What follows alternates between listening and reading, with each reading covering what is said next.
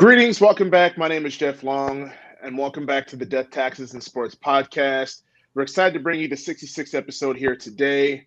I'm here with my co-host, Mr. Ben Holloway, Gary Johnson. I'm sure will wake up from his nap. I woke up from mine. I had a great nap. Here with Mr. Ben Holloway, and as well as Mr. Austin Ellis, my buddy, my brother from another mother, from NBC's The Voice. Gentlemen, how are you guys doing today? Always doing well. Always doing well. What about Doing you, good, man. Austin? Happy to be here. Thanks for having me, guys. Hey, glad to have you. Glad to have you. But Mr. Austin, I do believe there's some things you wanna share. You got some exciting stuff coming up, some exciting little That's projects. right. That's right. Well, we are getting flown out to the Super Bowl to do an event, and we're also going to be releasing a new single the Friday before the Super Bowl, and it's a Valentine's Day single. So we're excited, man. We got a lot of good things coming. Oh, nice, nice, nice. And definitely looking forward to it. Looking forward to seeing your music out there. Oh, and we have Mr. Gary the Legend Johnson himself. Sir, how you doing? Welcome back. You're on mute, sir. I was just exchanging pleasantries, asking how everybody was doing. Man, Awesome. You doing good, buddy? You're good? Can't complain. I'm here. Yeah, yeah. It's been a great day, man. It's been a great day. Been a great For some day. of us, yes, I am. Yes. So. what's Oh, up, Gary? How you doing, man? Nice to meet you. Hey, nice to meet you. yeah, it's Thanks, awesome. thanks for You showing had up late Thunderdome. with your mic off, bro. I can be professional. That's kind of how I roll. I like it. At So- least you're consistent. Yes. So to kind of put it all together, Gary, this is Austin who was in the Thunderdome League, I think either this year or past season. So kind of putting two to two together. Got So it. there we go. So boom. So tonight we're going to be discussing the NFL championship games, Luka Doncic, LeBron James, and his ever-loving greatness, and the haters, and the Super Bowl. So let's kind of get this thing going. So we're going to talk a little bit about this AFC NFC championship games, as we talked a little bit about the championship games and our reactions on Sunday, but kind of want to talk about this a little bit in depth. And I definitely want to start with you, Mr. Ellis. This NFC championship game, talk to me, man. What were some of these? There was definitely a lot to take in, the quarterback injuries. There was just a lot to process. Talk to me, buddy. Well, I mean, the football gods have been very generous to the 49ers with Brock Purdy, and the fact that he went out in that game it sucks, of course, but he'll be back, and he did a hell of a job. As far as the dominance on the other side of the ball, I mean, I think that's just a one seed being a one seed and handling their business.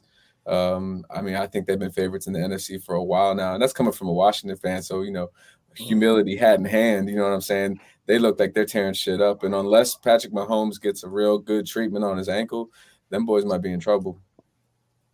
Yeah, yeah, yeah. And Ben, we talked about this a little bit kind of at high level when we gave our thoughts, and thanks for jumping on that episode with me. I really feel like in the NFC Championship game, I really think if the 49ers had a healthy quarterback, the game would have been a little bit different. A lot of people say that the Eagles dominated that game, but they did not dominate that game. Let's make this very clear. I've been going back and forth with people on Twitter about this all day. Yeah. Okay. I'm Like, ready to go in there with you, Doug. I'm just ready to saying, go. man, how are you dominant with only 269 yards of total offense and only converting 33% of your third downs? But go ahead, Ben. I was just going to say pretty much exactly what you just said. 269 yards, 5 for 15. And Jalen Hurts, he's probably number 2 MVP. If he stayed healthy, probably would have won MVP. But, he wasn't asked to do much. Passed for 121 yards, and not including his rushing yards, they rushed for 107 yards. So essentially barely passed for more. I mean, the game and the score dictated that, but it's not like he played great. I mean, did what he had to do. Eagles took care of business, but I mean, for the whole second half, the 49ers couldn't throw the ball. Yeah, I mean, facts. that's what we say. That's not a fair fight. It wasn't a fair fight. It wasn't, but they'll think we're haters though. So let's just be clear: we're not haters, but as sports enthusiasts, though, we just got to call the facts like it is. And Gary, you do it just as well as anyone else, man. Take us to the promised land. What were some of your thoughts on this NFC Championship game? It was. I was so greatly disappointed. Just because of this was a hype matchup. Could Brock Purdy take them to the promised land? Could Jalen Hurts get the job done when it mattered the most? And unfortunately, we got neither answer. Like, the Eagles won, but it wasn't because of Jalen Hurts. The 49ers lost. And, I mean, you could put it on Brock Purdy, but really the reality of it is You had no quarterback. You had no quarterback past the sixth play of the game. I know you had Josh Johnson for a period, but like, nobody's banking on Josh Johnson to win that game. Like, as wishful thinking as any 49ers fan could have, they realize once you have no quarterback, you have two short passes you throw in the second half of the game, and that's your passing for the second half. Like, what are you supposed to do? I think if you're 49ers, you kind of just – it sucks, but it's one of those, like, what were you supposed to do?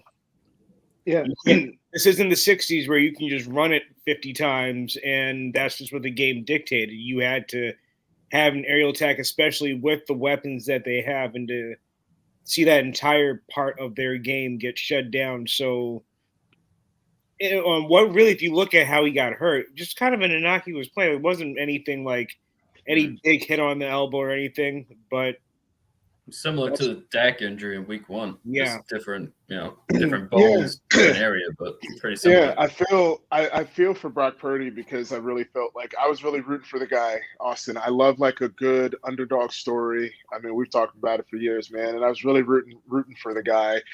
Let's be clear, like I think the Eagles deserve to win. They were the better team, but I think that if they're going to be successful going into the Super Bowl, they can't have 269 yards of total offense. That's really where it comes down to. So, I mean, yeah, I mean, it's just, do we think that, like with sports, right? We think that people want to get so fixated on like the score, right? You look at the score as 31-7. To me, I think it should have been 24-7 because that ball by Devontae Smith was a clear drop and they missed that. And so, I don't know, man. We'll kind of see. But talk to me, Austin, man. This AFC Championship game, there definitely was a lot of injuries. There was just a lot to take in, and unfortunately, Kansas City won. Got you. Okay. I mean, honestly, for me, on the other side of that coin, I see what was it, Kurt Schilling, who had the bloody ankle in the World Series. That was a pretty heroic performance by Patrick Mahomes. Like, love him or hate him, you know what I mean? Like, the dude came through and balled. I mean, even to start that game with a high ankle sprain, how many NBA players go out with a high ankle sprain and don't come back for 6 weeks? The dude got on the field 5 days later in the biggest game of most people's lives and found a way to gut out a win. I mean, I think Joe Burrow is like the Oklahoma Thunder right now, back when they couldn't win a championship. You know what I mean? It was like they're still young bucks learning how to grow up. I mean, KD got his rings, you know what I mean, eventually, but that's just part of the lumps coming out. I mean, he's incredibly talented, and that team is being well managed and well put together and well built for the future. And I think he's going to get there. I don't doubt his future, but it ain't today. That's for sure. Patrick Mahomes and the bloody ankle made sure of it. Yeah, man. And Ben, we talked about it in the AFC, in the AFC Championship game, man. These injuries are piling up for Kansas City. And we'll give a recap in coming episodes, but I would say that I want to hold off on who I think is going to win the game because I want to see the injury report for Kansas City. I think that's going to make a big difference because they were down to their 5th and 6th receiver at one point, Ben. Wow. Yeah, they're out of their top 4 receivers, 3 of them got hurt. Kadarius Toney, Mecole Hardman, Juju. Those 3, they exited so early. They had 4. I think he's having a little bit of technical difficulties, so we'll wait for him to come back on. Yeah, he was coming into a point, but we'll let him work on some of his technical difficulties. But Gary, let's talk a little bit more about it. But you had Kadarius Toney Mahomes with 300 passing yards. There he is. Yep, he's breaking up. There we go. You're breaking up. So let's rewind. It's okay. Where let's was rewind. We couldn't hear a thing, but it's all good. Technical difficulties. We still love you, Ben. Start that over again. Yeah. So out of their top 4 receivers, Kadarius Toney, Mecole Hardman, Juju, Smith-Schuster, they combined for 4 catches for 26 yards, and he passed for 326 yards. So he passed for 300 yards to Kelsey, Valdez-Scantling, and 3 guys who were not supposed to play on offense that day. That's just what it is. I think he reminded everyone, you guys are crazy for trying to think anyone was better than me because I'm the best. And the 3 of us have all said from the whole season, he's the best quarterback. And anybody who doubted it, if you still doubt it, I can't really talk sports with you. And it's not he took it personal, and he, to your point, Austin, so what he did was not easy. The degree of difficulty on, especially on some of those throws, like he's jumping off the wrong foot. He's like that was hard to do, and you could see it watching the game. There were some throws where it was like, yeah, he didn't complete that because of his ankle, but he still overcame that and outplayed Joe Burrow. Let's call it what it is. Yeah. Outplayed Joe Burrow. No doubt, no doubt. And Gary, do you miss Kadarius Toney, or do you wish you still had him? It is what it is. I don't think that our season was going to hinge on Kadarius Toney and his availability or anything like that. But going back to the game, I said I texted you guys and talked about it previously. We all made so much of a deal about Joe Burrow being undefeated in Arrowhead that this game was only going to go in one direction, and that was a Kansas City victory. I mentioned that it was going to come down to a pivotal decision or mistake, and in this case, it was a roughing the passer, or excuse me, not roughing the passer, but a late hit out of bounds at the end of the game. And as I said, it was going to come down to a Harrison Butker field goal. That game was teed up for such a thing.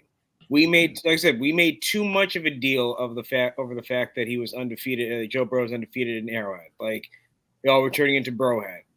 By the way, sorry, Gary, I just had to say something real quick. Out of those 3 wins that Burrow had, only one was at Arrowhead.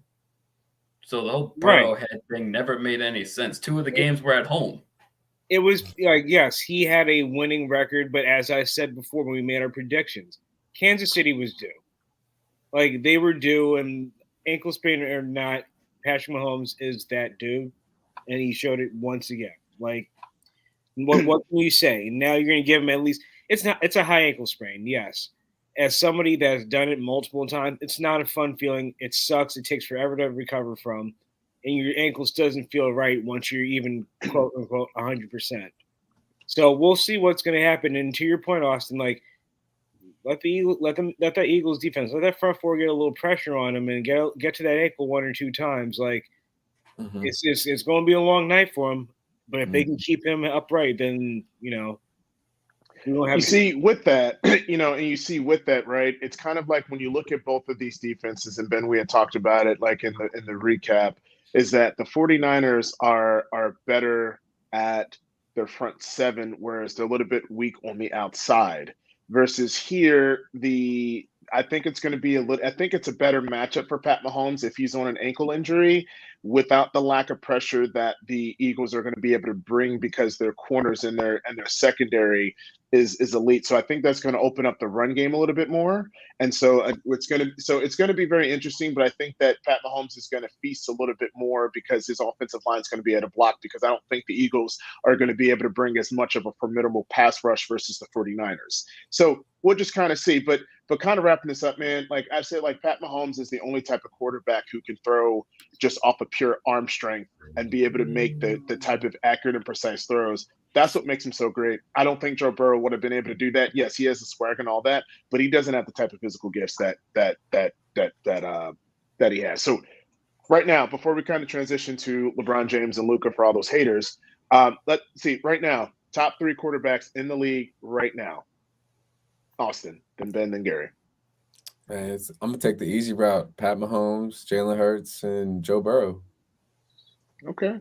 I mean, you can throw Josh Allen in the mix too, but it's all good. Okay, no Russell Wilson up there. I completely understand, Ben.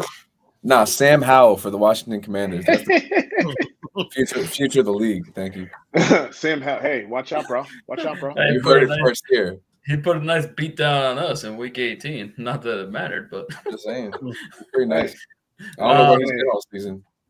But going back to top 3, I'm going to agree with Austin. I think by talent alone, Josh Allen is top 3, but I'm sorry, you got to do it in the playoffs. Burrow's done it in the playoffs. Hurts now has at least reached the Super Bowl. We don't need to talk about Mahomes. We know what he's done. So by physical gifts, Josh Allen is better than Burrow, but by playoff performance, Burrow is. We'll see. I got one thought, but Gary, go ahead. Mahomes, Burrow, Hurts. I'm not really impressed by their. I mean, the 38-7 against us was big, but like, I wasn't impressed by the NFC Championship game, so he'll be 3 in that order.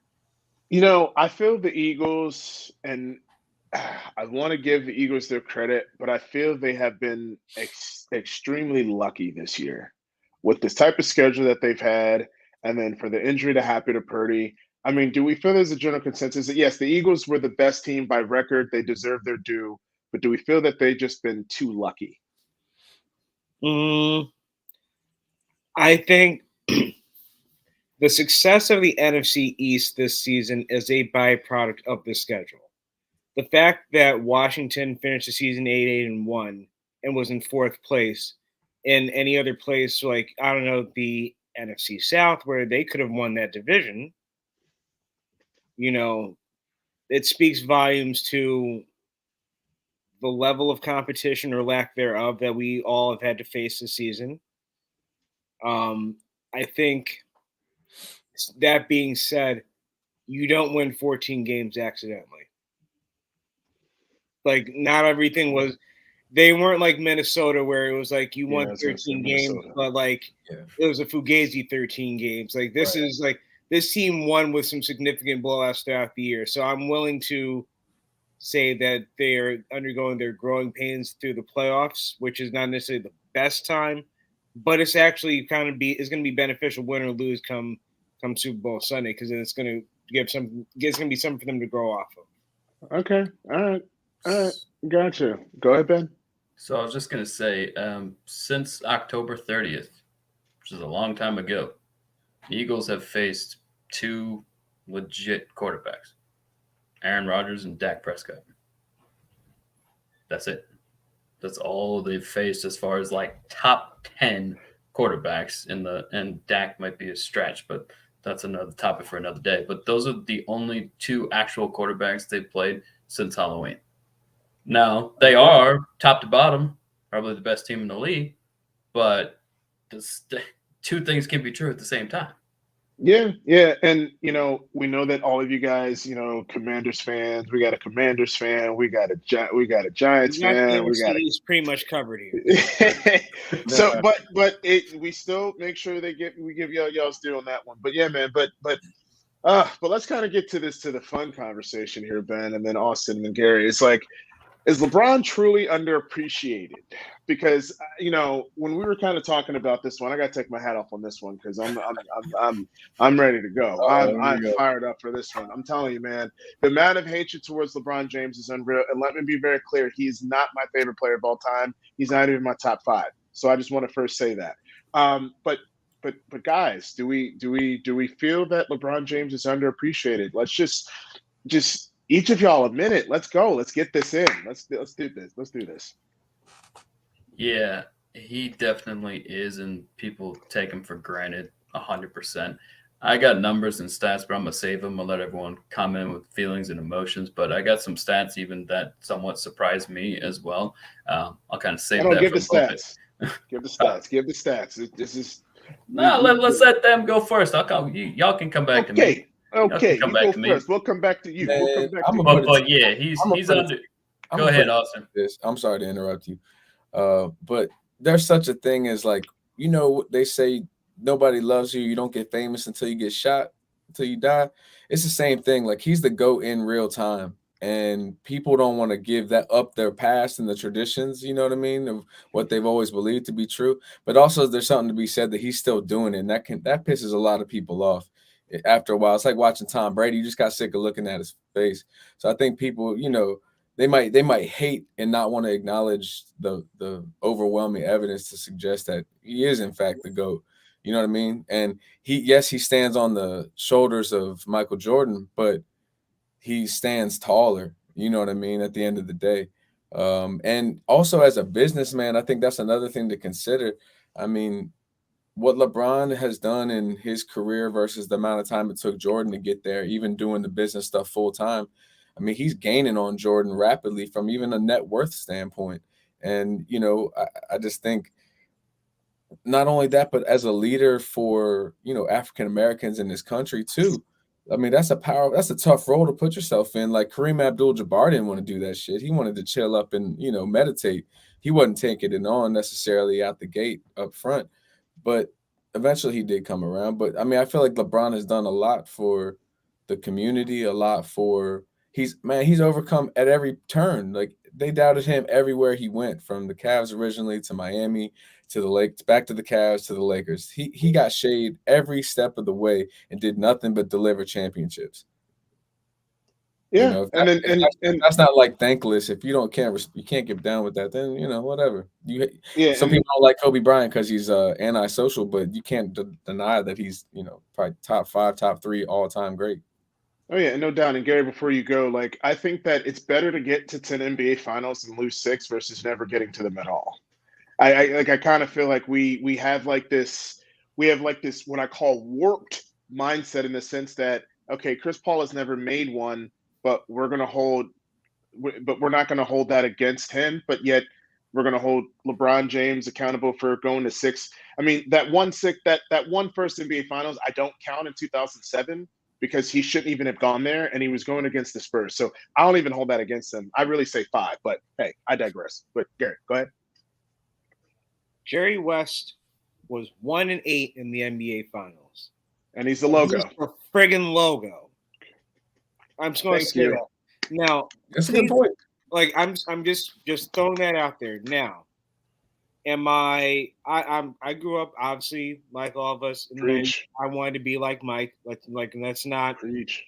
Yeah. But I need to say this out loud. We have to stop comparing Michael Jordan to LeBron James. 2 different games, 2 different eras. LeBron James is if Magic Johnson decided to get Brock in his 20s instead of just being a great it's just being, not muscular, but he wasn't real thin either. But if he decided to get Diesel like LeBron, that's what we would have seen back in the 80s and early 90s. LeBron James is Magic Johnson with muscles. And he's Magic with muscles, and he's still putting out consistent greatness. Like, again, I'm Team Jordan till the day I die. Like, let's be clear about that. But LeBron James is a singular talent. LeBron James is as underappreciated an athlete that we've ever seen. And we're going to be talking about him 20, 30 years down the road. We're going to go, damn. If we'd only really gave him, like, his flower, like, we give him his flowers. He's universally recognized as the GOAT because of what he does on and off the court. But there's still a level of this, yeah, but he's not. Yeah, but he didn't. Doesn't matter. Like I said, you put Jerry West as your logo, and he has 1 championship and 9 appearances. Well, we know what that's LeBron about. has at least 4, and he's taken every team that he's played on to a championship. How many players can you say has taken 2 different franchises to a championship, much less 3? I think it's a travesty that Jerry West is still the logo. I think it's absolutely ridiculous. It's to me, hate to say it, it's privilege at this point. There's no way in hell. Jerry West is not even considered a top 10 player of all time. Hell, he's not even in my top 15. Then you have this individual as a logo. But hey, it is what it is. They should make me the logo then.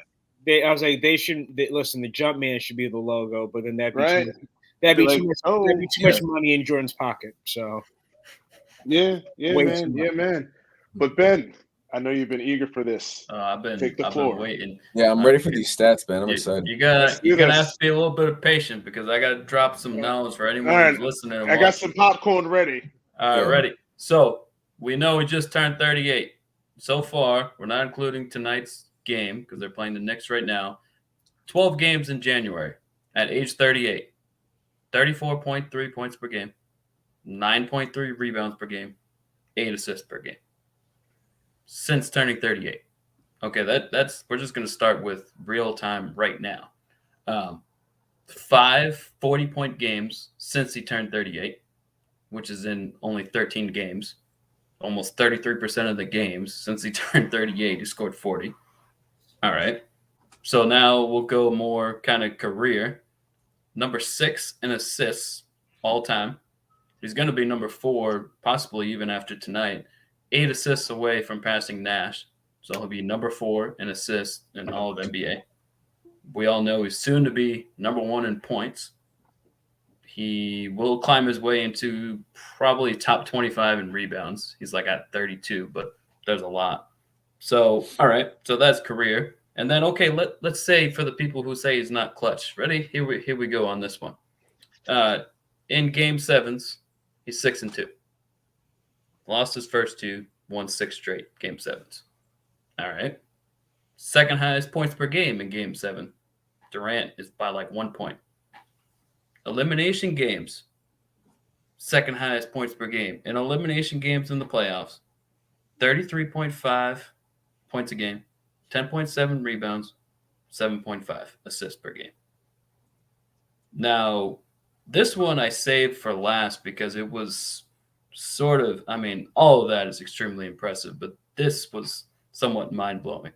So one of the kind of one stat that everyone knows, if you say in NBA, is 25, 5, and 5. So how many seasons? 25 points per game, 5 rebounds per game, 5 assists per game, or more. LeBron has done that 18 times in his career in 19 seasons. The second most to do that, 25, 5, and 5, is Oscar Robertson with 9. So he's done it 18 times. Oscar Robertson is second 9 times. And Ben, real quick, if you take away all of his 3-pointers, he's still number 7 on the all-time scoring list. If you take away all of his 3-pointers, still in the top 7.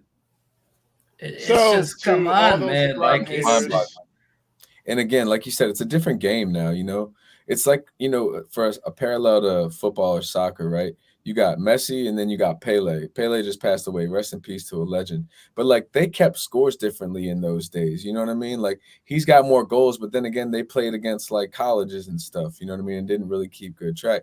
Messi, like you said, is a singular talent.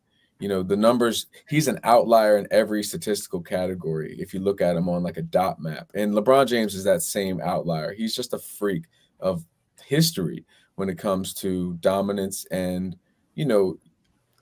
multi-ability, being able to do everything at the highest level. Never mind the fact that he's well into his late 30s and still dominating 22-year-old kids that are like made of elastic and jump over the backboard. You know what I mean? Doesn't matter. Yeah. He's still the GOAT. And LeBron James has 4 Finals MVPs, right? Like, the knock I had against Steph Curry was that he's won 3 championships and he's never been the best player on that team, right? Like, Kobe Bryant didn't win in the Finals MVP those first 3 championships. That was Shaq. He had to wait until Pau Gasol came. Then they became relevant. Like, it says something that on every single championship team that you're on, you're the best player. Like, Andre Iguodala won the MVP that year, and it could have been debatable who we thought. Andre Iguodala won the MVP that year off the top of my head. Finals MVP. Yeah, I know what you're talking about. Off the top of my head, he held LeBron to 35, 8, and 8. So, but come on. Luka Modric won the come on.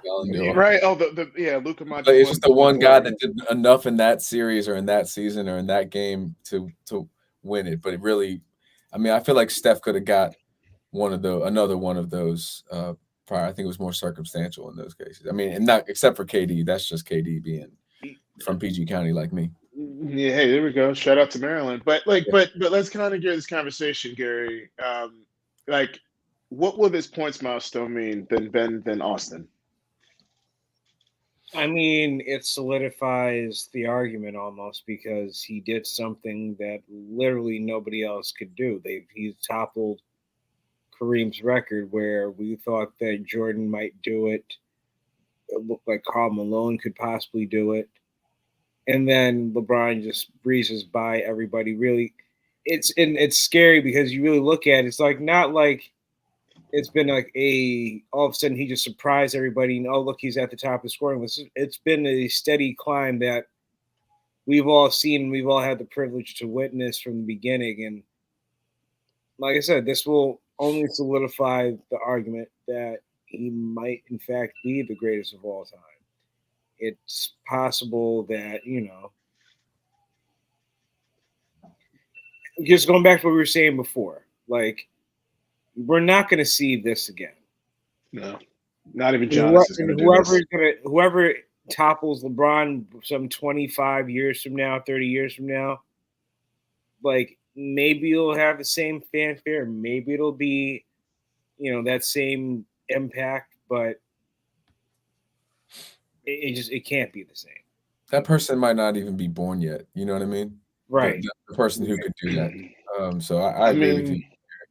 If you look at the landscape of college, like honestly, before I give it to you, Ben, like I look at the landscape, I look at, okay, what is another player that is gonna, like, I don't even think Giannis is even gonna be playing at 38, putting up these type of points. Like I just think the longevity alone is just absolutely makes not just long. He's got more. Sorry, Jeff. I was gonna say on Go ahead. Giannis, he's got more injury history at a younger age than LeBron. So that in itself would prevent him right there, I think.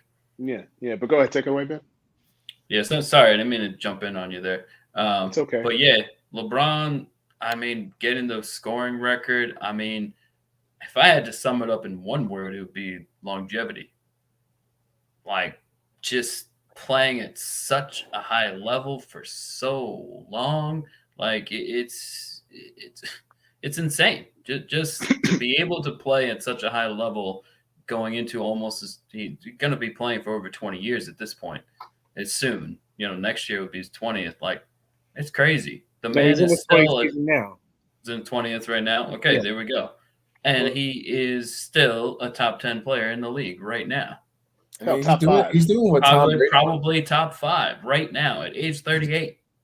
He's doing what Tom Brady just did in the NFL. I mean, not this season notwithstanding, right? Like he just came through and dominated the league on a different team on the first try at like 43 or whatever, and that just doesn't happen. It doesn't make sense. And that's what he's been able to do. And LeBron's he's like staggered like 5 years back in the age optics for NBA are different than NFL, but it's incredible what he's doing. Like I remember when Juwan Howard was older and still playing for like the Miami Heat, coming from Washington, right? Being a Washington fan. And he was like a bit part player. And then eventually he was just like a player's coach. And then he actually became a coach.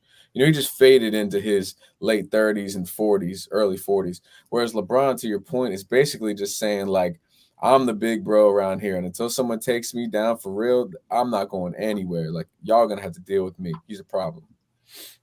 Yeah. And, go ahead. Someone said something. Yeah, I'm sorry, Jeff. Just and real quick, like you look like there's only a handful of players that have gotten to season 20 and beyond. You look at Vince Carter, off the top of my head, I believe it's Vince Carter, Robert Parrish, Dirk Nowitzki, Kobe, LeBron, Kareem. Yeah. 6 players. How many people tried to be NBA stars over all that span of time? Right. But my point is, you look at those players in their season 20 and in year 20 of their careers, except for LeBron, everybody was almost a novelty act at that point, and they were being tried out there for. And not saying that Kobe was being tried out there because Kobe gave you a 60 burger on the way out, but like, rest in peace. But like he wasn't he wasn't the Kobe of old. Kareem was not the Kareem of old. Like these players were not what they were in their prime. LeBron James might be better than he was in his prime right now, and that's a scary thought to have. Well, because he developed an outside shot. That's what's made him even more effective. Because when he first came in, he was horrendous from 3. He was mid-range, and that was terrible. And he relied too much in the paint. When he won that one scoring title, 2007, 2008, his only scoring title, which was absolutely mind-boggling. That was when he started to really work on his three-point shooting, really started to make him more versatile. And he wasn't always going to be like that slasher going down the post. But like, I want to talk a little bit just about the Lakers just for like 2 minutes real quick, because we look at these standings, right? And just to kind of a testament to LeBron's greatness, yes, they're 23-8, but right now they are, I think, looking at it, 5 games out of the 4th seed and 3.5 games out of the 5th seed. Like, Ben, like, yeah, and they're in 12th. Dude, like, I would not think that this is even possible for them to even get into the top 6 if LeBron James wasn't on that team. Yeah, no. No, come on. No. Who's going to take his spot? Like, who's going to do it instead of him in the league right now? Luka Doncic, maybe? That's it? I mean, yeah, that's kind of a good segue, I think. I mean, these Luka Doncic, that's a great segue. And Austin, I'll kind of give it the rock to you, man. No, that's all I got. You got to give it to someone else. You sure? I'll go. Okay. Okay. Thanks, All Gary. right. So No do problem. we feel that LeBron? Do we feel like the Mavs are wasting Luka on his rookie contract? In one Gary, word, go yes. ahead. In one word, yes, but I'll give a more elaborate answer. They don't understand. Like, they're going to play themselves if they don't capitalize. They're going because Luke is going to get his money. He's going to get between 275 and 300 million when it's time. Like, that's about the ballpark that we're looking at for him. Now, do you want to give him that money with 0 championships and no team around him, or will it be more palatable if you say, "All right, here's your $300 million, but that's after you gave us a championship"? I think it's the latter. Mark Cuban can have all the money he wants in the world, but he's not bad at his investments, and clearly, like, he's invested what he can in Luka, but the Luka needs more. They are a clear piece away from actually being a championship contender, but they have to find that piece sooner rather than later. And then Ben, before you go, just to kind of put this in context, the man leads this team in points at 33.4, rebounds 8.9, and assists at 8.3, and steals. Right? Like, he leads his team in every single major statistical category. And the next person is Christian Wood. Again, Christian Wood, Spencer Dinwiddie, and Tim Hardaway Jr. Those are 3 great role players. And if you put like another star or two with that other supporting cast, I generally think this could be a top 3 team in the league. But go ahead, Ben. Yeah, I mean, the Mavs are gonna regret if they don't, to your point, capitalize on him in his first contract. And not only that, I mean, the man is internationally famous. Who's to say that when it comes down to it, let's say 3 years from now, the Mavs, let's say, can offer him 50 million more than another team, because we know how it works. That ain't gonna be much to him. That ain't. I mean, sure, 50 million is a lot of money, but who's to say that there's no guarantee that he'll stay. I mean, it's just not a sure thing. Obviously, it all depends on him and the team's success the next couple of years. But I mean, you got to capitalize now. And just to throw one stat out there for Mr. Luka Doncic, he is tied with LeBron, Jordan, and Wilt. Pretty iconic names, like pretty crazy names, for the most 50-point games at 23 years old or younger. They all have 5. Like, the man's a beast. And when I said that LeBron was number 2 in elimination games and points per game, Luka's number 1. And he was putting up those crazy stats against prime Kawhi, prime Paul George 2 years in a row in the playoffs. I mean, there's no lie to, and Austin, I think that in all great points, gentlemen, I think that it's going to be anyone who's going to kind of quote unquote take over. Like, do we feel, and also I'll throw the question to you real quick, be an easy one, be a nice little layup for you. Do we feel that once when LeBron James fades and you look at Luka, you look at Joker, you look at Embiid, you look at all the top players in the league now, they're not American. They're not from this country. So are we going to start to see, like, is LeBron James is like the last like great American like icon in basketball? Hopefully you guys know where I'm going with this. Yeah, I mean, man, I think he has a chance to, like we were saying about that person being born or not yet, you know what I mean? That could do the sorts of things, like a transcendent player. I think Luka, like you said, to your point, I mean, the numbers don't lie. He's among elite GOAT company. I mean, LeBron, Michael Jordan, and Wilt. Come on, man. Like, that's dominant of their era, no questions asked. So if he's doing that right now, and he's young, and he is international, which is cool, I don't think it matters. I think it becomes like heavyweight boxing, Sometimes, like, the Brits will have a couple champions back to back, and then the Americans get a couple. And it's just, that's a slow thing, you know what I mean? I don't think it necessarily means that the next great American basketball player isn't right around the corner. Okay. Those are facts. Those are Not facts. to mention, But Garrett, not to mention, KD's not done yet. yeah, true. You know, Yeah, he to just be got to fair. stop getting injured. But go ahead, Gary. I think that's going to be the consistent thing that we talk about with some of these athletes that you speak of that are, American-born athletes like Kevin Durant, John Morant, Zion Williamson. Mhm. They all have the ability to take over that mantle once LeBron leaves, and really kind of to a lesser extent Durant because he's been here for a while. But health, can they both stay healthy? If you tell me that you can give me a healthy Zion Williamson for 82 games, you saw where New Orleans was when the season started. Now they've of course crashed back down to earth. They're only a game over 500 now, and they're playing. I believe they're playing Denver tonight, so that could easily be a 500 team by the time this is all said and done. But you saw where New Orleans was with a healthy Zion Williamson. They were at the top of the league. He can be that superstar if he can stay healthy. John Morant has box office written all over him. He just needs to stay healthy. He's taking this Memphis team. Like I used to jokingly say, if Memphis was supposed to win a championship, they would have won one with Shane Battier years ago. But they're no longer that joke. They're no longer that afterthought franchise. Like if they can stay healthy, Memphis is a championship contender. I mean, hey, that's real. I just don't. I just when I see John Morant, Ben, and before you go, I just see Derrick Rose, man, with that insane athleticism, and I'm like, God, dude, you just gotta tone it down just a little bit. We want you around 10 years from now. We'll see. But go ahead, Ben. Yeah, I mean, I fully agree with that, and it's kind of the Zion thing. It's like how you could go all the way back to Bill Walton and probably go further back. Once a big man has injuries, that big man will continue to have injuries. Mm-hmm.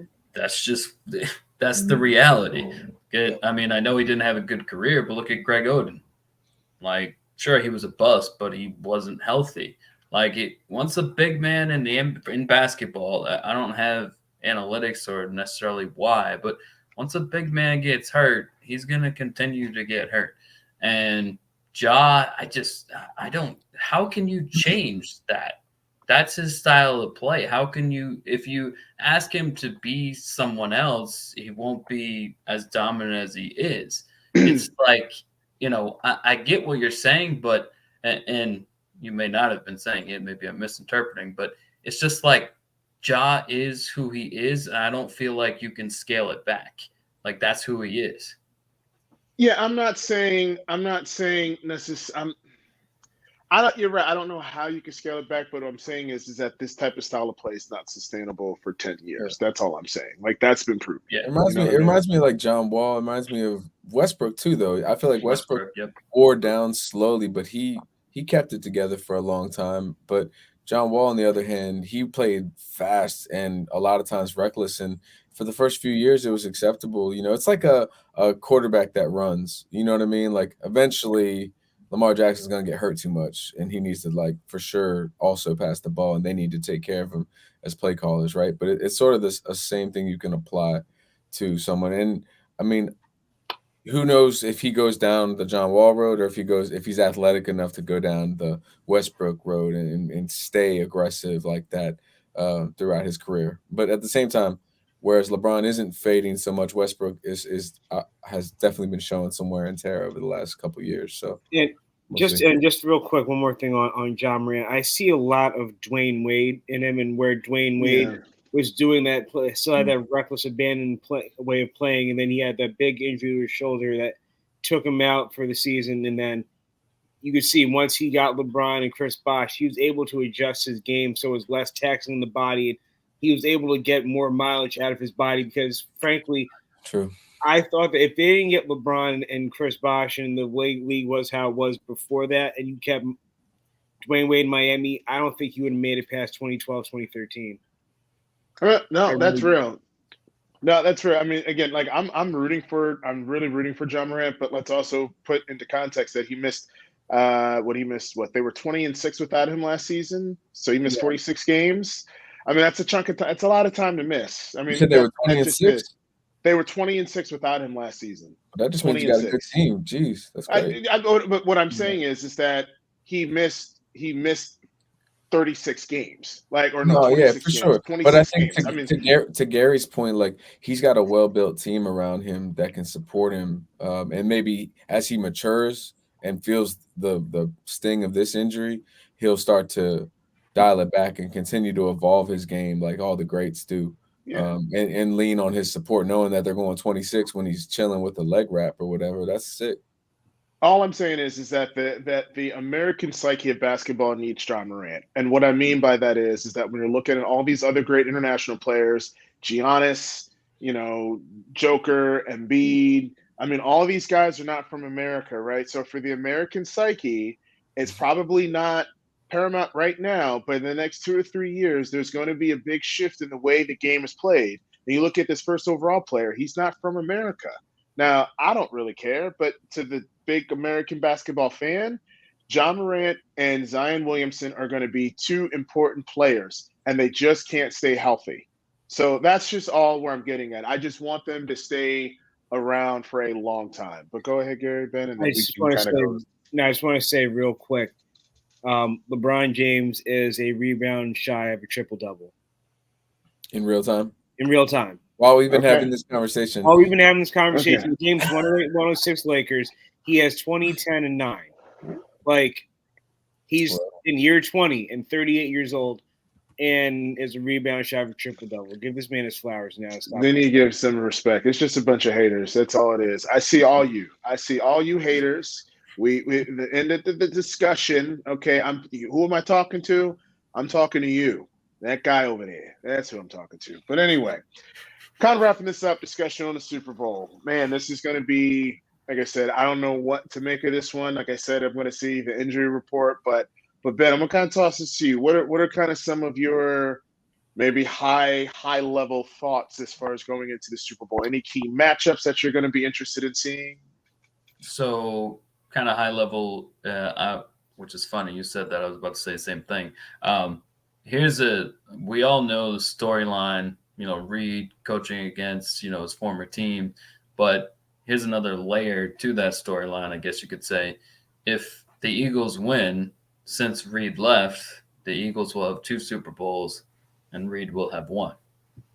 So, give Andy Reid credit. He got a Super Bowl, but, it would be hard to say. I mean, even now, the Eagles didn't make a mistake. He's a great coach, but it kind of adds that element to, obviously, if he wins, he'll have 2 rings since he left and vice versa. So there's that. There's obviously the Kelce brothers. I mean, Travis Kelce, Jason Kelce, probably the 2 best at their position, and they're both in their 30s too. So there's that. And I would say that, the Eagles, I mean, that offense, what do you do? Like, it's one of those things that if Jalen Hurts is able to, run the zone read and run, it's like it's like every play call has probably 3 or 4 different options.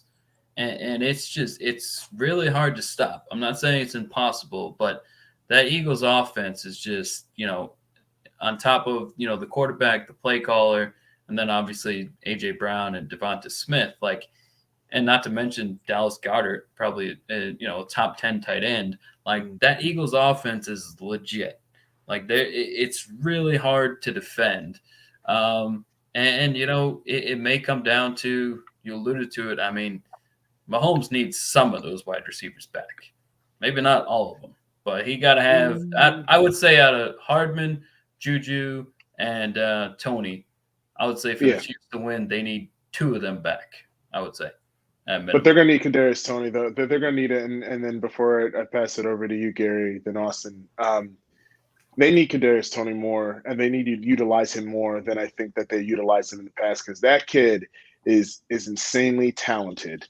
And I knew he was talented, but I didn't realize he was that talented until now. Right. And I mean, I was jokingly saying with somebody that who's going to win. I'm like, you have one black quarterback versus another black quarterback, the culture wins. It's going to happen during Black History Month too. The culture wins. Let's go. Exactly. Let's go, baby. Round of applause for that. I'm going to get off my stoop, my stuff now. Well, thanks. I'm gonna get on that stoop, bro, because growing up as a Washington fan, we had a VHS tape in my house of the season that Doug Williams won the Super Bowl. Yes. And yes. I rock a Doug Williams jersey among a few others. And man, I really appreciate that. And I hadn't thought of that until just now. So I appreciate that point, Gary. And like you said, for it to happen on the month that it's happening on, that's really special. And it just goes to show we've come a long way. I mean, obviously there's a long way to go, but it's definitely progress. And it's like, it makes you proud. Pat Mahomes is black. Yes. And, especially for the younger black quarterbacks in college and high school, like, this is what they get to see. Like, we're going to be at the pinnacle.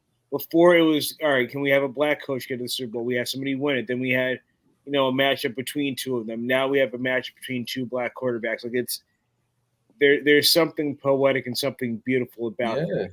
But now, to speak upon the game itself, if Kansas City's health can stay healthy, if they can get some of these weapons back, this game's going to be a shootout. It's going to be a high-scoring shootout. I don't know who's going to win, but I know that it's not going to be some 20-17, defensive struggle. Like, defense will be at a limit. But if you tell me that anything is less than either, because really both quarterbacks are coming in banged up. So if you tell me anyone's going to be a little less than the other, it's going to be a long game. And just real quick, Ben, because I can feel you, I can sense it's like I can sense you're ready to jump in. You got like those senses, but just real quick though, if it's a shootout, Gary, I give the edge to Philly instantly because they have the better secondary that can make the stops needed. When you look at Kansas City's defense, they had 3 rookie corners, and that makes me insanely nervous going against this receiving core. And they have not faced the type. It just makes me a little bit nervous. Like if it's a shootout, and I hope the Eagles win because obviously for obvious reasons, but like listen, the Eagles winning in my lifetime is already one thing that I couldn't stomach. I can't see them winning again is going to really suck because then Ben Austin, you understand, like we got to hear about it. Well, then I have to hear about it with Kansas City fans. So what do you want me to do? I moved to Nashville, Gary. I don't have to hear about it no more. I don't even have to hear Baltimore fans yap no more. It's pretty nice down here. Well, there you go. So. We'll have to come to Nashville for a nice brisket. Man, y'all should definitely come to Nashville ASAP. If there's a away game for your team, come through. We're going to take care of you. Sounds good. Yeah, but Ben, I have a sense you want to jump in, buddy. No, actually, I didn't have much to add, but you said when you were talking about the corners, though, I can't off the top of my head remember the exact analytics, but Bradbury and Darius Slay were number 1. Oh, here it is. They were number 1 and number 2 in the entire league in passer rating against. Like, I mean, there you go. I think, to your point earlier, Ben, this is one of those games that could really come down to the wrong play at the wrong time for Patrick Mahomes.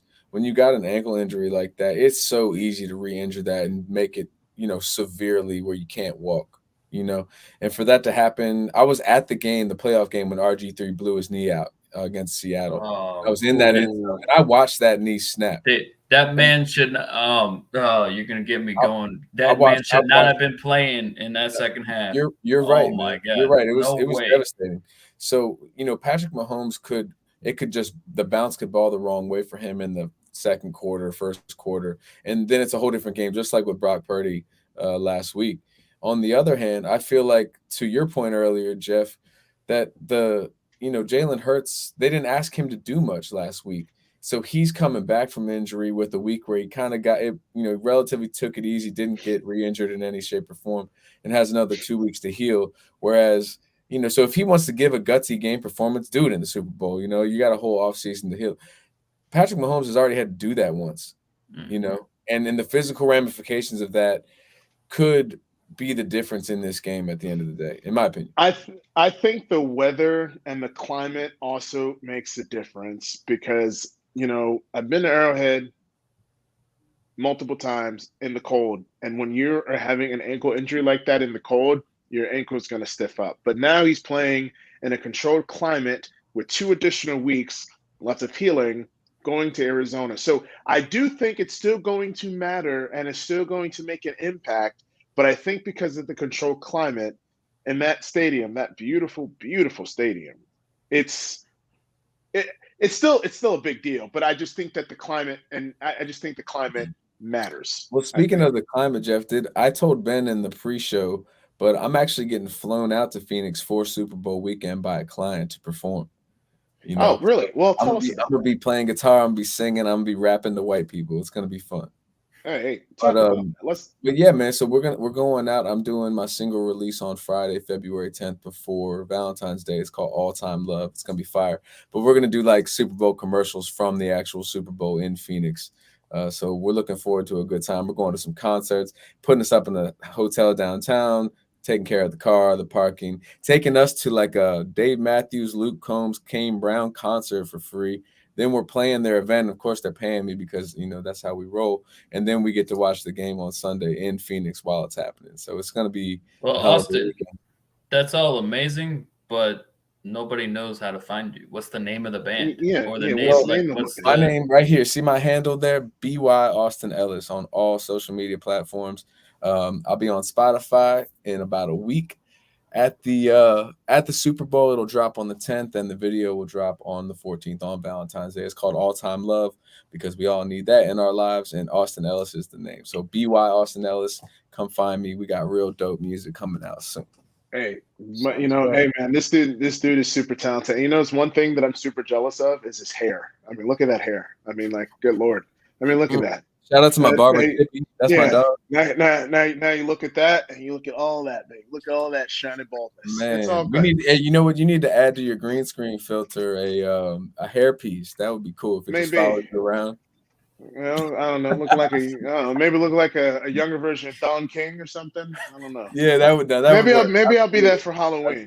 Maybe I'll be Don King for Halloween. Please be Don King. I'll be Oscar De La Hoya if you be Don King. Dude, seriously, you guys want to do you guys want to do an episode like for a Halloween special? I'll dress look like Don King. Yeah, football season, that'll be fun, man. Well, awesome. When you talk about a wig, it reminded me. I don't know if y'all watch it, but in Practical Jokers, when they made Murray wear the wig. I think they're coming to tour. My wife was telling me they're coming to tour in Nashville, so I think we might go see them. Okay. All right, man. Nice. But awesome, man. Glad to have you on the episode again. You're like family. Man was in my wedding too, so you know he's good people's, and so I was the best man, you know, regardless. I mean, no offense, Ben. I mean, I know you won the league and all, but no, I'm just kidding. That was a good. You guys played. Hey, you guys meet you down there. Hey, you guys play nice, okay? No more over there. All right, guys. No more. It's all love. It's all love. Yeah, it's all good. It's all good. But yeah, man. But no, it's Gary the Legend. Appreciate you, buddy. You know, we Lakers. We are going to make a way into the play-in. I have faith. Right now, we're making a way into overtime, so that's gonna I just saw that. And Ben, you know, I mean, Ben, come on, buddy. We go back all these years. It's good to have this show. We got a 1-year anniversary coming up. I'm wicked excited about that. I still say wicked, man. You should still be proud of me. February 21st. February 21st. Yes, that's indeed. Right. And yeah, man. And my Broncos are going to the playoffs. We got Sean Payton. I'm just excited. We got. Oh, that's cool. Now that's good for you. We that's got help the culture. Payton. You should be excited, man. It's a better day than yesterday, that's for sure. Yes, hey, listen, I just hope Jeff Bezos buys the Washington Commanders and Jay-Z gets on board because then it's on in Washington. That's all I got. Yeah. Oh, I'm about to tell Tyler we're moving back to DC then because it's going to be lit. All right, sounds good. But all right. By the way, Barcelona in first place, world soccer. You know, expand your horizons. Hey, there we go. Barcelona. We number 1 out here. Masquerade Club. There we go. I love it. So that's a wrap for tonight's episode. We want to thank all of our supporters. Stay tuned for our next episode. Cheers until next time, and hail Von Miller. All right, bye.